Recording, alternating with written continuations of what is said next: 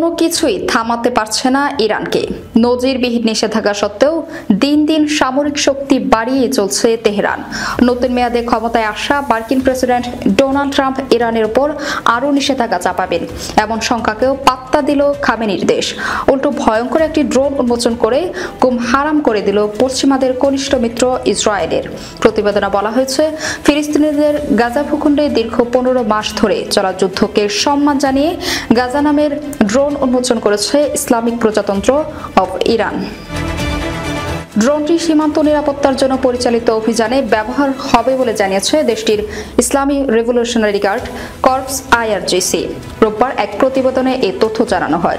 আইআরজিসির এক প্রেস বিজ্ঞপ্তিতে বলা হয়েছে, 1000 কিলোমিটার পাল্লার এবং কমপক্ষে 500 কিলোগ্রাম পেলোড বহন করতে সক্ষম এই চালকবিহীন ড্রোনটি স্থানীয় সময় রোববার 8টি পরীক্ষামূলক লক্ষ্যবস্তুতে সফলভাবে আঘাত এনেছে।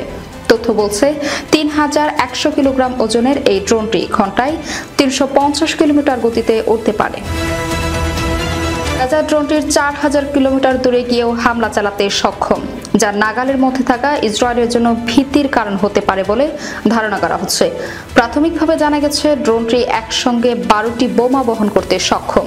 গাজায় 2023 সালের 7 অক্টোবর থেকে শুরু হওয়া ইসরায়েল ও হামাসের সংঘাতে 47,000-এর বেশি ফিলিস্তিনি নিহত হয়েছেন।